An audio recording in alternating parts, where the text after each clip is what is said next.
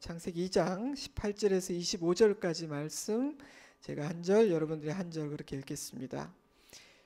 여호와 하나님이 이르시되 사람이 혼자 사는 것이 좋지 아니하니 내가 그를 위하여 돕는 배필을 지으리라 하시니라. 여호와 하나님이 흙으로 각종 들짐승과 공중의 각종 새를 지으시고 아담이 무엇이라고 부르나 보시려고 그것들을 그에게로 이끌어 가시니 아담이 각 생물을 부르는 것이 곧 그 이름이 되었더라. 아담이 모든 가축과 공중의 새와 들의 모든 짐승에게 이름을 주니라. 아담이 돕는 배필이 없으므로 여호와 하나님이 아담을 깊이 잠들게 하시니 잠들매 그가 그 갈빗대 하나를 취하고 살로 대신 채우시고 여호와 하나님이 아담에게 취하신 그 갈빗대로 여자를 만드시고 그를 아담에게로 이끌어 오시니 아담이 이르되 이는 내 뼈 중에 뼈요 살 중에 살이라 이것을 남자에게서 취하였은즉 여자라 부르리라 하시니라. 이러므로 남자가 부모를 떠나 그의 아내와 합하여 둘이 한 몸을 이룰지로다. 아담과 그의 아내 두 사람이 벌거벗었으나 부끄러워하지 아니하니라. 아멘. 가정이 얼마나 중요한지 모르는 사람은 아마 단 한 사람도 없을 것입니다. 물론 가정이라는 울타리 안에서 깊은 상처를 입었다거나 풀어내기 어려운 심각한 문제로 고통하는 사람에게는 가정이 따뜻한 안식처가 아닌 무거운 짐이요 골칫거리일 수도 있습니다. 그런 분들은 아마 가족이라는 단어를 들으면 막 평안과 위로, 격려 이런 감정이 아니라 원망과 분노와 같은 쓰디쓴 감정이 먼저 일어나는 사람도 없지는 않겠죠. 하지만 그런 감정이 있다고 해서 그런 분들이 가정의 중요성을 부인하고 있다고 생각하지는 않습니다. 오히려 내면 그 깊은 곳에는 따뜻하고 안전한 가정이라는 품을 그리워하고 소망하는 마음이 있다고 저는 확신합니다. 저는 가난하게 자랐고 그리 건강하지 못한 가정에서 성장했습니다. 물론 사랑받고 보호받기도 했지만 때로는 알게 또 때로는 알지 못한 채로 이런저런 상처를 받기도 했고 어린 나이에 인생을 알아버려서 너무 일찍 철이 들어버린 것 같다는 생각도 들어요. 여러분, 너무 일찍 철드는 거 그거 절대 좋은 거 아니에요. 어린이는 철 없는 것이 건강하다고 생각하고 저는 어린이들이 철 없기를 바랍니다. 그때만 철 없을 수 있거든요. 하지만 하나님의 은혜가 훨씬 더 컸기 때문에 아쉽거나 부러운 것은 없었던 것 같아요. 왜 저는 이런 가정에서 태어나 자라야 하나요? 그렇게 막 심각하게 원망했던 기억이 저는 나지 않아요. 믿기 어려우시겠지만 사실입니다. 하나님의 은혜가 더 컸기 때문이라고 확신해요. 하지만 나이가 들고 목회를 하면서 기도하는 부모의 그늘 아래에서 사는 분들은 참 많이 부럽더라고요. 영적으로 정서적으로 굉장히 안정되고 넉넉한 품을 가진 그런 부모님, 그래서 영적으로나 정서적으로 자기 부모를 의지할 수 있는 그런 분들은 솔직히 부러워요. 그래서 저는 제 딸에게 그런 아빠가 되고 싶습니다. 세상적으로야 많은 것을 풍족하게 줄 수 없겠지만 제가 기도하고 있다는 사실이 든든하고 또 결정적인 순간에는 됐어 뭐 이러지만 결정적인 순간에는 의지할 수 있고 찾아와서 엄마 아빠의 지혜를 구할 수 있는 그런 부모가 되면 정말 좋겠다, 그런 생각을 하죠. 사랑하는 여러분, 가정은 진짜 중요합니다. 앞으로는 더 그럴 거라고, 점점 가정이 중요한 시대가 될 거라고 저는 진짜 확신합니다. 예언할 수 있습니다. 때문에 우리는 가정을 향한 하나님의 뜻을 알아야 하고 가정을 지키고 세우는 일에 온 힘을 쏟아야만 합니다. 가정을 위해 정말 많이, 정말 깊이 기도해야 합니다.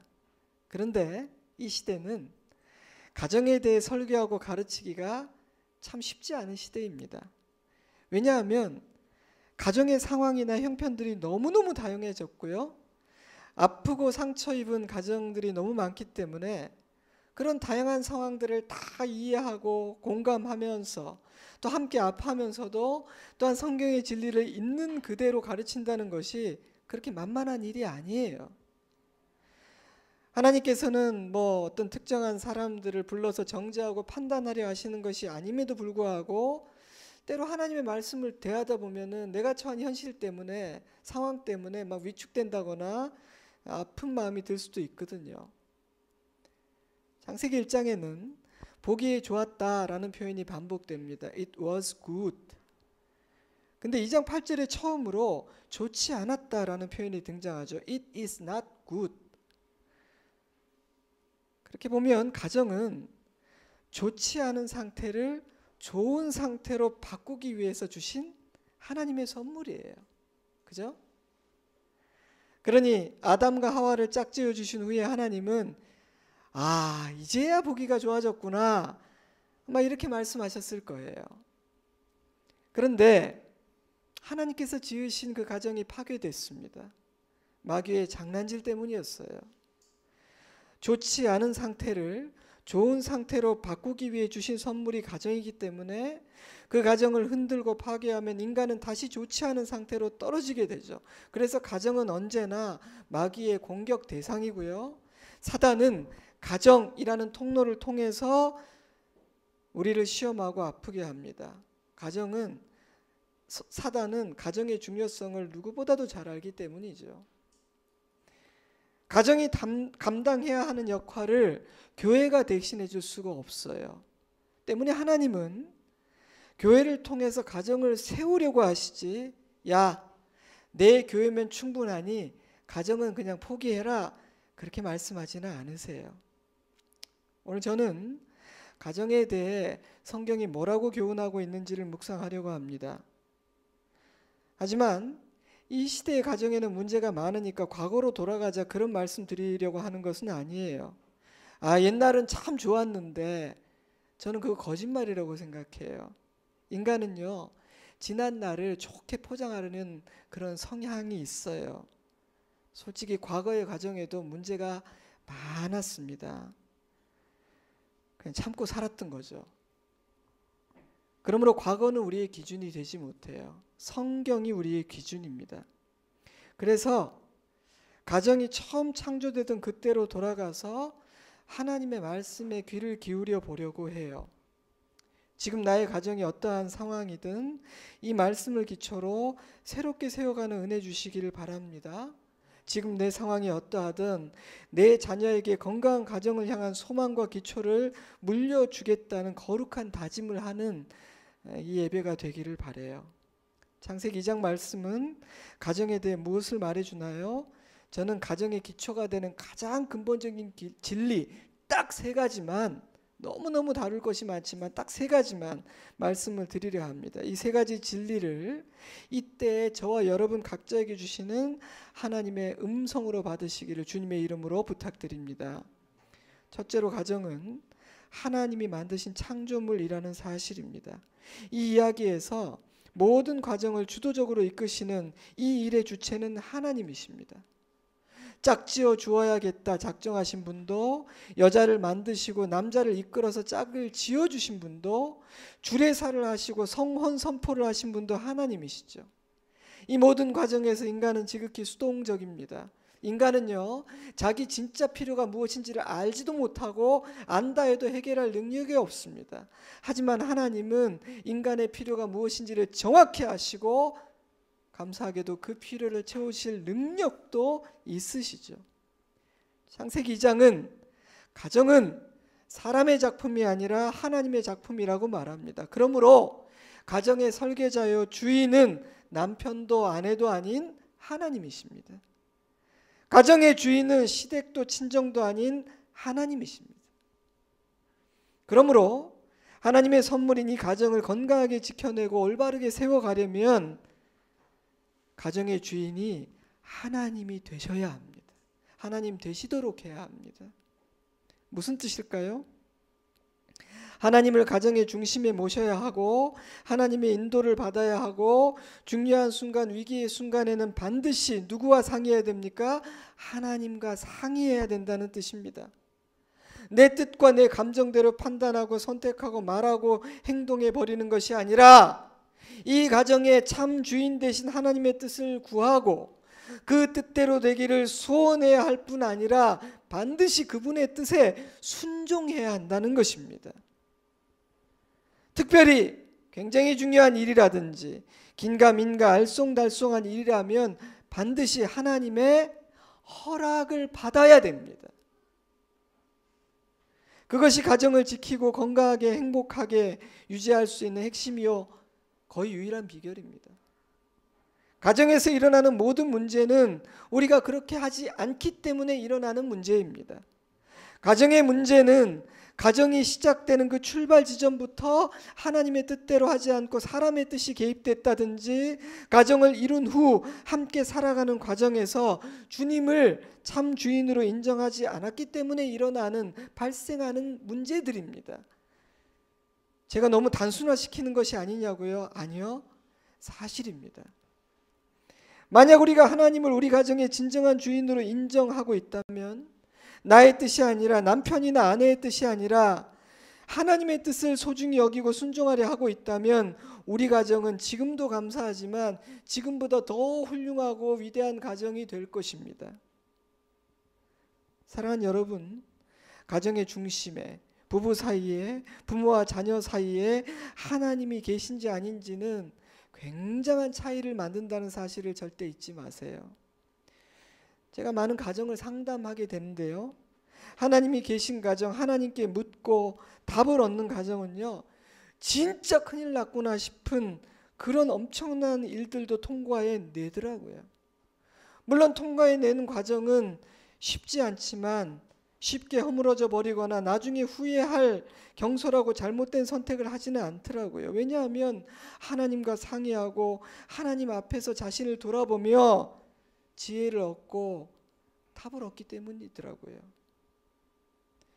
하나님을 주인으로 모시고 하나님을 가정의 목자요 상담자로 모신 가정은 자존심 대결하지 않습니다.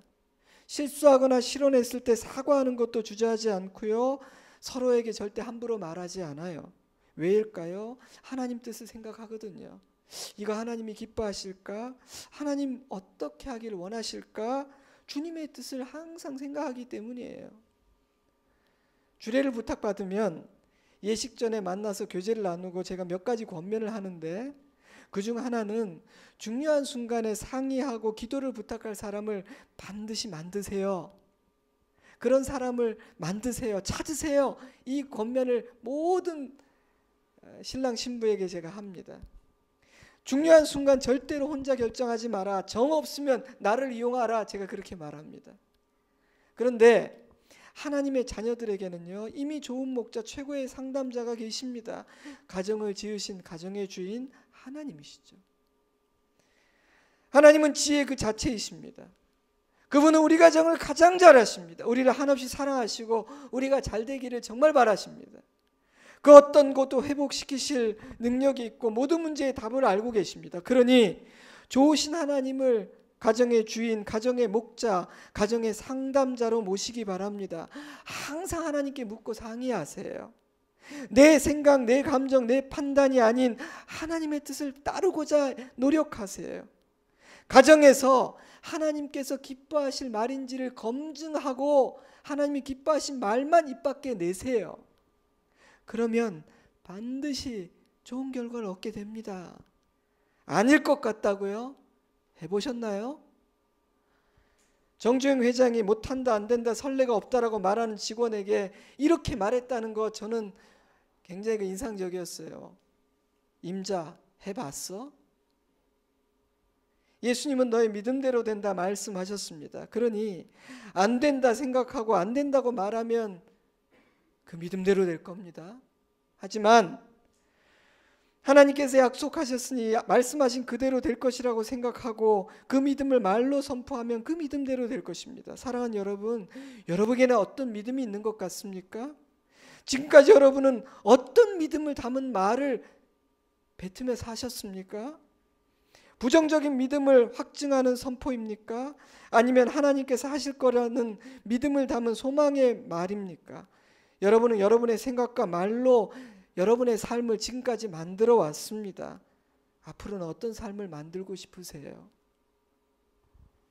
저는 엄청난 위기, 진짜 이 정도라면 과연 회복될 수 있을까? 라고 생각되는 어려움을 극복한 가정도 보고, 반대로 아주 작고 사소한 일을 극복하지 못하고 무너져버린 가정도 봅니다. 그 차이는 하나님이 그 부부 각자의 주인이신지, 하나님이 그 가정에서 진짜 목자로 주인으로 인정받고 계신지에서 비롯되더라고요. 그러니 하나님이 우리 가정의 진정한 목자요 상담자요 주인이신지 오늘 이 아침에 한번 살펴보시기 바랍니다. 그리고 주님을 그 자리에 모시기 바래요. 가정은 하나님께서 중심을 잡아주실 때에만 건강할 수 있습니다. 그러니 가정의 기초를 믿음 위에 두세요. 자녀에게 그 사실을 분명하게 가르치셔야 합니다. 부모의 믿음을 말과 삶으로 보여주셔야 합니다. 세상은 참 많이 변했습니다. 근데 더 많이 변할 겁니다. 우리가 계획한 것대로 하나도 되지 않을 겁니다. 하지만 변하지 않으신 하나님을 중심에 모신 가정은 안전하고 평안할 수 있을 것입니다. 우리가 주목해야 할 두 번째 표현은 부모를 떠나라는 표현입니다. 이러므로 남자가 부모를 떠나. 첫 번째 주례사였던 창세기 2장 24절 말씀은 오늘날 수많은 주례사 본문으로 사용되는 에베소서 5장에서 한 번 더 언급되죠. 그만큼 중요한 말씀이란 뜻이겠죠? 근데 저는 이 말씀은 하나님의 말씀 중에 가장 안 지켜지고 가장 많은 오해를 받으며 또한 많은 사람들에게 부담스럽게 들리고 섭섭함을 느끼게 만드는 말씀이 아닌가라는 생각을 해봅니다. 부모를 떠나라는 이 말씀. 하지만 이 말씀은 하나님께서 디자인하신 가정을 세우는 일에 가장 중요한 출발점입니다. 놀랍게도 떠나다라고 번역된 이 히브리어는요, 버리다라는 의미로 표현으로 번역될 때가 제일 많아요. 대체 하나님은 새로운 가정을 이루는 이들에게 무엇을 요구하고 계시는 걸까요? 부모를 떠나라는 표현에는 두 가지 의미가 담겨 있어요. 첫째로 우선순위의 변경, 그리고 둘째로 의존의 문제. 우선순위의 문제에 대해 한 학자는 이렇게 표현했습니다. 결혼에 의하여 남자가 우선적으로 해야 할 일들이 변하게 된다. 결혼 전에 그에게 가장 중요한 책임은 그의 부모에 대한 것이었지만 결혼 후에는 그의 아내에 대한 것이다. 즉 남편의 책임의 우선순위가 달라진다는 뜻입니다. 물론 남편과 아내 모두에게 해당됩니다. 아내의 책임의 우선순위도 달라집니다. 남편이 되죠. 새롭게 가정을 이루는 남자와 여자가 이 사실을 올바로 이해할 때 가정은 건강하게 출발하게 됩니다.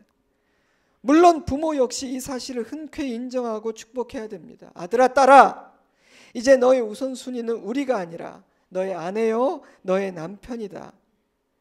네가 그렇게 건강한 가정을 이루고 복되게 살면 그것은 내게도 복이다. 이렇게 생각해야 된다는 거예요, 부모도. 둘째로 의존의 문제는 경제적으로나 정서적으로 부모로부터 완전히 독립하여 새로운 가정을 이루어야 한다는 뜻입니다. 이제는 부모가 아닌 부부가 서로를 의지하며 새로운 가정을 세워가라는 뜻입니다. 의존의 대상이 바뀌어야 된다는 뜻이에요. 물론 부모의 도움을 받을 수 있고 부모들은 기꺼이 자녀들을 돕고자 할 것입니다. 모든 부모 마음이 그렇죠. 그것은 부모의 사랑이며 기쁨이에요. 아름다운 일이죠. 그러나 그런 일들은요, 자녀가 부모를 떠나 완전히 독립한 이후에 주고받는 사랑이고 배려의 차원이어야 된다는 뜻이에요. 척 스윈들 목사님의 글을 읽었는데 참 인상적이에요. 아마 미국도 똑같구나. 아직도 부모를 떠나지 못한 사람들, 심지어 어린 나이가 아님에도 불구하고 그런 사람들을 보면 나는 놀랍다.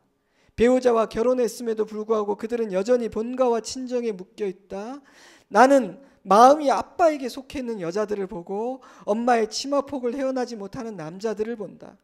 누구도 그 마음에 들어설 수 없을 정도로 엄마와 밀착된 여자를 보았고 아빠의 수표책과 재산에 기대어 사는 남자도 보았다.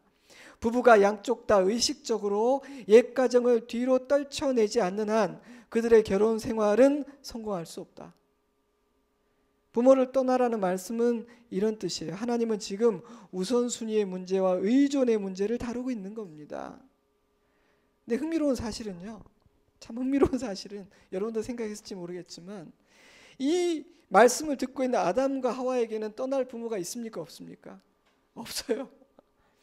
왜냐하면 이들은 인간 부모가 낳은 것이 아니라 하나님이 창조했잖아요.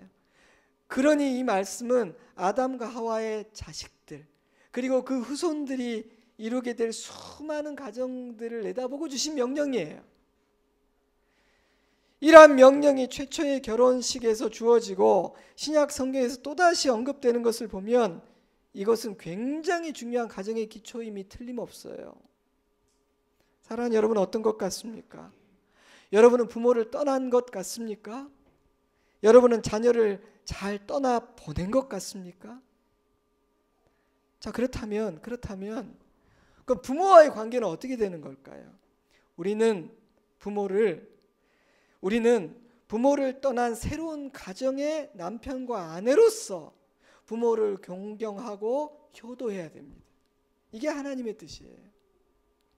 저는요, 독립이 잘 되어 있으면 있을수록 부모를 더 바르게 공경하고 효도할 수 있다고 확신합니다. 부모가 자녀를 독립시켜야만 자녀가 건강할 수 있고 그래서 화목한 가정을 이룰 수 있기 때문에 비로소 부모도 진정 행복해질 수 있다고 확신합니다. 그러니 부모를 떠나라는 이 명령은 부모를 버리라는 말이 아니라 제대로 공경하고 효도할 수 있는 독립된 가정이 되기를 바라는 하나님의 큰 그림이에요. 이해가 되시나요? 가정사역자 프랭크 미너스 박사는 그 사실을 이렇게 표현했습니다. 나를 낳아주시고 길러주신 분들에게 어떻게 등을 돌릴 수 있다는 말인가? 자칫하면 우리는 적지 않은 죄책감을 느낄 수 있다. 하지만 새로운 가정에 전적으로 헌신해도 된다. 그렇게 하지 못한다면 결국 모든 관계에 문제가 생길 것이다. 당신이 새 가정에 우선순위를 둔다는 사실은 당신의 부모를 덜 사랑한다는 것을 의미하지 않는다. 오히려 반대다. 당신은 부모를 더 건강하게 사랑할 수 있게 된다. 부모와 자녀는요, 참 묘한 관계예요. 세대가 다르기 때문에 사랑을 표현하는 방식도 다르고 성공에 대해 행복에 대해 정의하는 기준과 가치도 많이 달라요. 그러다 보니 갈등이 많이 생깁니다. 사랑하는데 불편한 일도 많이 생기죠. 하지만 부모와 자녀에게는 서로를 사랑하는 마음이 그 깊은 곳에 있다는 사실 여러분 이거 믿으셔야 돼요. 안 사랑하는 것 같아. 사랑하면 저럴 수 있어. 사랑해요. 좀 오래전 조사인데 2017년에 이루어진 어떤 설문조사에 의하면 한국의 부모 중 55%는 다른 집 자녀처럼 내가 뒷바라지 못해서 미안하다라고 생각하고 있었고 내 아이가 경제적으로 더 여유 있는 가정에서 자랐다면 지금보다 나은 인생을 살지 않았을까라고 응답한 부모가 66%나 됐고요. 그러니까 미안한 마음이 있는 거예요, 부모들에게는. 하지만 69%의 부모는요, 나는 다시 태어나도 내 자녀의 부모로 다시 태어나고 싶다고 대답했고요. 72%의 부모는 자녀가 나를 전적으로 신뢰하고 믿어준다고 대답했다고 해요. 이게 참 부모의 마음이에요. 참 묘하죠? 그러면 자녀들은 어떻게 대답했을 것 같아요? 우리 집이 경제적으로 좀 더 여유로웠으면 좋겠다라는 대답이 75%이기도 했어요. 부모하고 관계가 어렵다라는 대답도 했어요. 많았어요. 하지만 부모가 나를 위해 얼마나 희생했는지 내가 알고 있다. 87%. 자녀를 위해 번 돈을 나를 위해서 다 써버렸기 때문에 물려줄 재산까지 기대하는 것은 지나친 욕심이다. 74%. 이게 자녀의 마음이에요. 글쎄요, 3년이 지난 지금 다시 조사하면 어떤 결과가 나올지 제가 예측은 불가능하지만 저는 이런 결과들을 분석하고 보면서 비록 이런저런 갈등과 서로에 대한 불편함과 아쉬움이 있기는 하지만 부모와 자녀 다수는 서로를 이해하고 사랑하고 고마운 마음을 갖고 있는 거예요. 제가 감사하더라고요. 그러니 여러분, 이런 마음이 서로에게 있다는 것을 잘 아시고 평안한 마음으로 부모를 떠나라는 하나님의 말씀에 순종할 수 있기를 바라요. 그것이 자녀가 부모를 사랑하는 길이고요. 그것이 부모가 자녀를 진짜 사랑하는 길이에요. 그러니 성경이 의미하는 바대로 부모를 떠나지 못하신 분들은 그 일을 하세요. 자녀를 그렇게 떠나보내지 못한 분은 그 일을 하시기 바랍니다. 그것이 지혜고요. 그것이 사랑이고요. 그것이 가정을 건강하게 세우는 비결이에요. 마지막으로 주목하고자 하는 표현은 합하여 둘이 한 몸을 이룰지로다 라는 말씀입니다. 이러므로 남자가 부모를 떠나 그의 아내와 합하여 둘이 한 몸을 이룰지로다. 핵심은 합하여 united라는 단어예요. 가정은 부모를 떠남으로 완성되는 것이 아니라 출발하는 거예요. 가정은 부부가 연합할 때 완성됩니다. 부부가 육체적으로, 정서적으로, 영적으로 하나가 될 때 가정은 비로소 완성되는 거예요. 그런데 이 명령에서 자녀가 빠져 있어요. 무슨 뜻일까요? 자녀가 없다 할지라도 부부의 연합만으로도 한 가정은 완성된다는 거예요. 자녀가 없다고 해서 불완전하거나 부족한 가정은 아니라는 뜻입니다. 그러므로 가정의 핵심은요, 부모와 그들이 낳게 될 자녀와의 관계가 아니라 남자와 여자 부부의 관계예요. 부부 두 사람이 서로를 사랑하고 존중하며 건강한 연합을 이루는 것이 건강한 가정의 핵심이라는 거예요. 그리 생각해 본다면 자녀가 가정의 중심이 된다거나 더 나아가 지나치게 그렇게 되는 것은 건강한 일이 아니에요. 그렇다면 의도적으로 나의 의지적인 선택으로 자녀를 나는 안 가져야겠다 이렇게 선택하는 것은 괜찮다는 뜻일까요? 그건 아니에요. 왜냐하면 하나님은 인간에게 생육하고 번성하여 땅에 충만하라고 말씀하셨거든요. 자, 그렇다면 자녀는 그럼 어떤 의미를 지닌 걸까요? 자녀는 하나님께서 부부에게 주시는 선물이고 사명이에요. 우리는 자녀를 통해 기쁨을 경험하고 삶의 보람과 의미를 느끼게 되죠. 자녀 양육, 자녀 뒷바라지 절대 만만치가 않아요. 솔직히 우리들의 삶에서 자녀 양육을 빼버리면 많이 가벼워지기도 할 겁니다. 하지만 저는 부부에게서 자녀를 빼버리면 열심히 살아야 할 이유도, 견뎌야 할 이유도, 즐거움과 보람도 많이 사라질 거라고 저는 생각해요. 그래서 제가 재밌는 글을 읽었는데 어떤 사람이 그렇게 말하더라고요. 자녀는 부모에게 멍해이며 명예이다. 자녀는요, 하나님 주신 선물이에요. 또한 자녀 양육은 하나님께서 우리에게 허락하신 거룩한 사명입니다. 자녀를 잘 길러서 세상에 내보내야 할, 부끄럽지 않은 사람으로 세상에 보십시오 하고 내보내야 될 책임이 누구에게? 부모에게 있다는 거예요. 하나님의 나라를 세우고 하나님을 섬기는 하나님의 사람을 길러내는 사명이죠. 그러니 자녀 양육을 가벼이 여기지 마세요. 그것은 거룩한 사명입니다. 그러니 기도로, 사랑으로 헌신해야 될 가치가 있습니다. 그 일을 잘하면 주님이 기뻐하시고요, 상을 주십니다. 또한 우리는 자녀를 양육하면서 우리를 향한 하나님 우리 아버지의 마음을 조금이나마 깨닫게 됩니다. 그러니 자녀를 양육하며 하늘 아버지를 묵상하시기 바랍니다. 만약 하나님께서 우리 가정에 자녀를 허락하지 않으셨다면 누군가의 대부가 되고 대모가 되어보는 것은 어떨까요? 진짜 실제로 입양하라는 게 아니고요, 누군가의 영적 부모가 되라는 의미입니다. 진지하게 생각해 보세요. 의미 있는 일이에요. 자, 다시 한번 부부의 연합이라는 주제로 돌아가 볼까요? 하나님은 남자와 여자에게 연합하여 한 몸이 되라고 하셨을 뿐 아니라 각자에게 다른 역할과 다른 명령을 주셨습니다. 남자에게는 한 가정의 머리가 되어서 가정을 다스리고 이끄는 가장이라는 책임을 지어주셨고요, 아내에게는 아내를 소중히 여기고 사랑하라고 명령하셨습니다. 여자에게는 돕는 배필이라는 역할을 부여하셨고 남편을 존경하고 가장의 역할을 잘할 수 있도록 남편을 지키고 남편을 세우는 자가 되라고 명령하셨습니다. 벌써 초점이 흐려지면서 이 두 가지 명령이 부담스러운 분들이 많을 거예요. 근데 하나님이 그렇게 하라고 하셨어요. 그런 역할을 주셨어요. 이러한 하나님의 명령에 남자와 여자 각각이 순종할 때 가정은 비로소 건강해져요.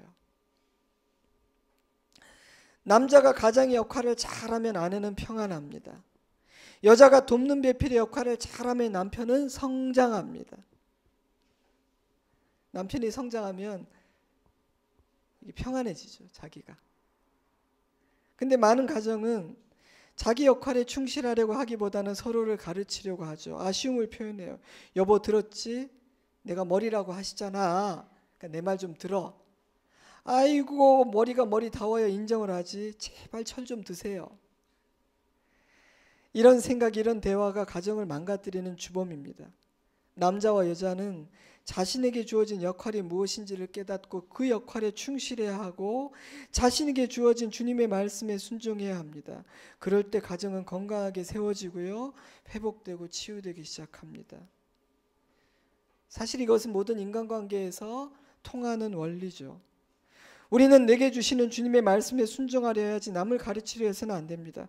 그것은 어리석은 일이고요, 결과가 좋지 않아요. 각자 역할을 잘하세요. 근데 저는 특별히 우리 남자들, 우리 가장들을 위해서 기도를 많이 해달라는 부탁을 드리고 싶어요. 그리고 우리 남자들, 우리 가장들에게는 스스로를 더 성숙하고 지혜로운 믿음의 사람으로 세우기 위해 최선을 다하시고 분별하라는 부탁을 드리고 싶어요. 왜냐하면 제가 제 자신도 가장이고 남자니까 살면서 보니, 그리고 목회를 하면서 보니 하나님께서 맡기신 이 가장의 자리가 너무너무 중요하다는 걸 제가 점점 느끼기 때문이에요. 앞으로는 더 중요해질 거라는 걸 느끼기 때문이에요. 가장의 자리는요, 단지 생계를 책임지는 그 이상의 자리예요. 그러니까 부인도 그것만을 요구하시면 안 돼요. 아까 인용했던 조사에서 아버지의 존재감에 대해서도 물었습니다. 두둥. 당신의 아버지는 집에서 존재감이 있는가? 있다. 36%. 원래 없었다. 많이 약해졌다. 47%. 16%는 아버지가 부재하거나 모르겠다. 아버지가 존재감이 있는 가정이요, 전체 가정의 3분의 1 정도밖에 안 됐어요. 근데 이 존재감이 있다 없다보다 더 중요한 것이 왜 존재감이 없느냐인데, 왜 그런지 묻고 중복으로 대답해도 된다고 했는데, 이게 참 우리 아빠들이 참 자기를 돌아볼 필요가 있어요. 첫째, 67%는요 아버지 존재감, 아빠하고는 대화가 안 통한대요. 아빠하고 말이 안 통한다. 그 다음에 24%, 이것도 참 충격적인데, 듬직하고 안정감을 주지 않는데요, 아버지가. 우리 아버지들 고생이 많지만 분발도 좀 해야겠고, 저도 뜨끔해서 이 두 가지를 돌아보게 되었어요. 근데 여러분, 이 일에는요 저는 어머니의 책임도 엄청 많을 수 있다고 생각해요. 물론 그렇지 않은 가정도 있을 거예요. 제가 그렇지 않은 가정도, 엄마가 진짜 기도도 많이 하고 애를 쓰는데 아빠가 정말 그 부인을 귀하게 안 여겨서 성숙하지 못한 가정도 보지만, 또 어떤 가정은 아내가 돕는 배필의 역할을 정말 제대로 못한다, 아쉽다, 그렇게 느끼는 가정도 없지는 않아요. 그래서 아버지들은 분발해야 되고요, 어머니들은 아버지를 격려하고 돕는 배필로서 가장을 가장으로 정말 세워주시기를 부탁을 드려요. 근데 그 일의 첫 번째 원리가 뭐라고요? 하나님이 가정의 주인이 돼야 돼요. 저는 진짜 가정의 중요성을 느낍니다. 물론 제가 살면서 이제 아내의 중요함을 느끼고 그 덕을 너무 많이 보죠. 남자들에게 둔하고 섬세하지 못해서 놓치는 게 많아요. 여자들이 참 중요해요. 그래서 하나님이 남자가 혼자 있을 때 보기가 it is not good. 하지만 정말 중요한 위기의 순간에서 중심을 잡고 스테이블하게 안정감과 평정심을 딱 보여야 되는 사람은 누구다? 가장이더라고요. 가장이 그럴 때 그걸 해야 되더라고요. 근데 가장이 집을 제일 혼란스럽게 하고 제일 부하내동하고 가장 믿음이 없고 뿌리가 얕으면 그 가정은 건강할 수가 없어요. 그러니 가정에서 가장을 맡은 분들은 기도 많이 하세요. 그게 남자든 여자든 요즘 소년 가장도 있고 막 그러니까. 그리고 가장이라고 생각되는 분들을 위해서 여러분 진짜 기도를 많이 해주세요.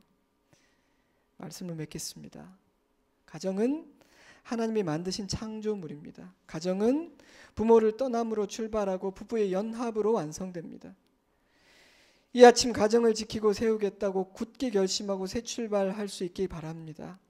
각자의 상황이 너무 다르기 때문에 출발점도 다르고 오늘 이 말씀을 어떻게 적용해야 할지도 다르겠지만 소원을 품고 단단히 마음 먹으면 주님께서 도와주시고 일하실 겁니다. 이렇게 열변을 토했는데도 결론적으로 나는 안 되고 우리 가정 안 된다라고 말하지는 마시기를 부탁드립니다. 그러면 그 믿음대로 되니까요. 자기 믿음대로 된 것인데 이거 봐 하나님도 못 하신다니까 하지 마세요. 하나님은 하실 수 있는데 내가 믿음이 없어서 안 되는 겁니다. 그러니 하나님께서 하실 거라는 믿음의 생각을 하시고 믿음의 말을 하시기 바랍니다. 당신이 정말 원하고 소원하는 것을 아버지께 구하세요.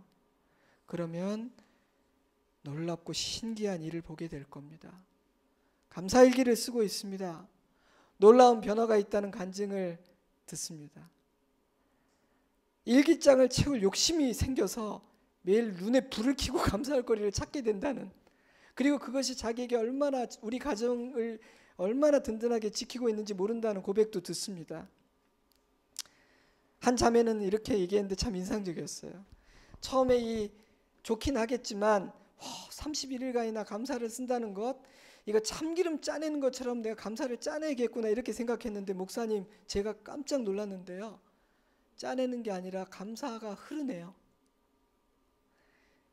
감사 역시 믿음대로 되는 겁니다. 기대하면 소원하면 부어 주시는 겁니다.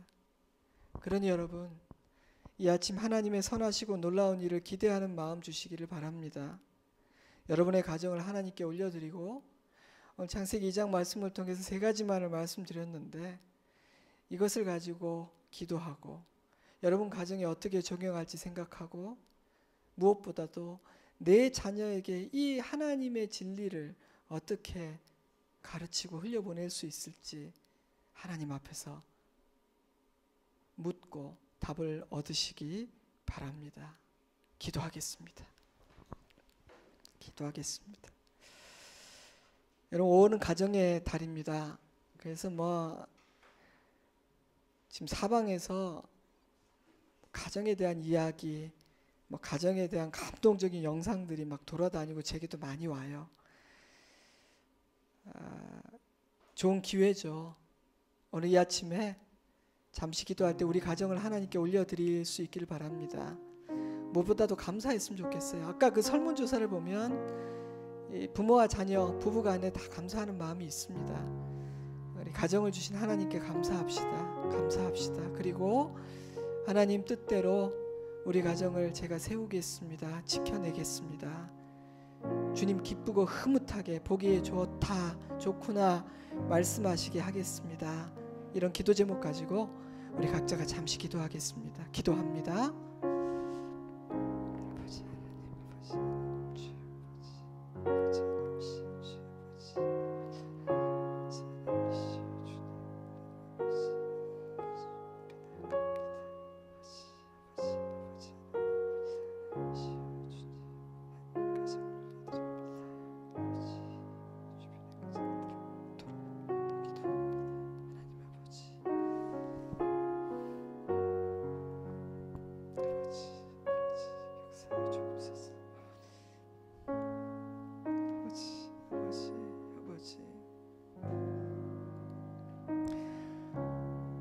하나님, 이 시대의 많은 사람들에게 가정이 숙제와 같고 짐처럼 느껴지기도 하는 것 같습니다. 그러나 가정은 하나님의 선물입니다. 이 가정이라는 품과 울타리를 통해서 우리는 보호받고 하나님의 은혜를 누리게 됩니다. 가정을 주신 하나님께 감사드립니다. 우리 성도 한 분 한 분 가정의 상황은 참 다양합니다. 하지만 오늘 이 말씀 가운데 주님의 음성을 듣고 답을 찾고 방향을 설정할 수 있게 해주시기를 원합니다. 무엇보다도 가정의 주인이 하나님이심을 깨닫고 하나님께 묻고 하나님의 뜻대로 나아가는 귀한 가정 되게 하시고, 부모, 자녀, 남편, 아내, 우리 각자의 자리에 허락하신 역할과 사명과 명령을 따르는 우리가 되게 하여 주시옵소서. 우리 좋은시학교의 성도들의 가정을 축복합니다. 사단의 모든 악한 공격으로부터 보호해 주시고, 기도하고 소원하고 주님 의지할 때에 주님이 놀라운 역사를 이 5월에 이루어 주셔서 모든 가정이 치유되고 새롭게 되게 하여 주시옵소서. 주님을 찬양하며 예수님 이름으로 기도드리옵나이다. 아멘. 우리 다 같이 자리에서 일어서십시오. 주는 나를 기르시는 목자 함께 찬양합니다.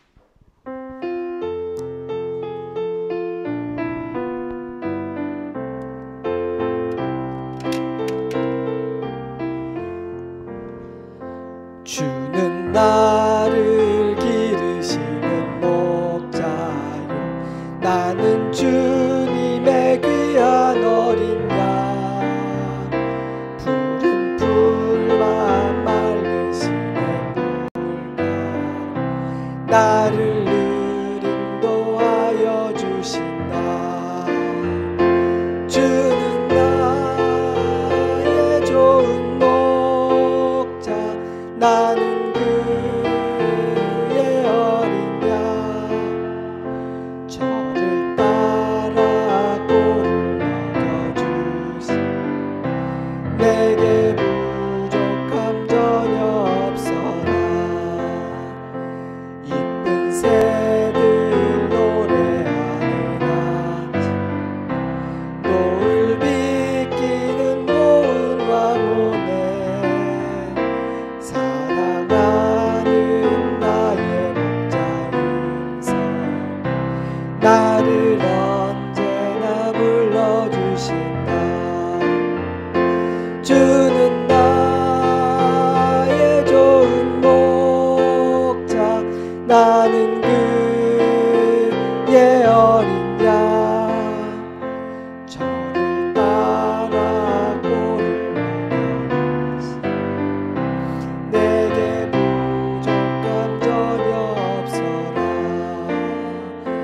못된 짐승 나를 잊지 못, 거친 비바람 삼지 못하니, 나의 주님 강한 손, 나를 주야로 지켜주. 아멘.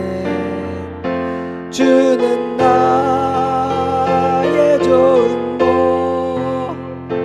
나는 그의 어린 양, 저를 따라 꼴을 먹여주시니, 내게 우리 마지막으로 주는 나의 좋은 목자, 나는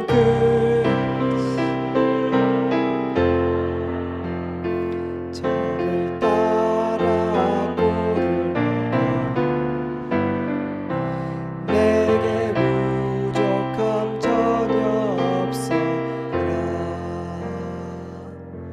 지금은 우리 구주 예수 그리스도의 크신 은혜와 하나님 우리 아버지의 깊고 넓은 사랑하심과 성령 하나님의 놀라운 은혜와 능력의 역사하심이, 주님 선물로 주신 귀한 가정 하나님께 감사드리며, 주님을 목자로 모시고 부모를 떠나 부부가 연합함으로 주님이 원하시는 건강하고 화목한 가정으로 세워드리고 우리 자녀들 그런 가정 이루도록 더욱 헌신하고 기도하기로 다짐하며 소망하며 돌아가는 사랑하는 주의 자녀들과 그 가정 위에 우리 좋은 씨앗 교회와 열방의 교회들과 이 나라의 민족 위에 이제로부터 영원토록 함께 하시옵기를 간절히 축원하옵나이다. 아멘.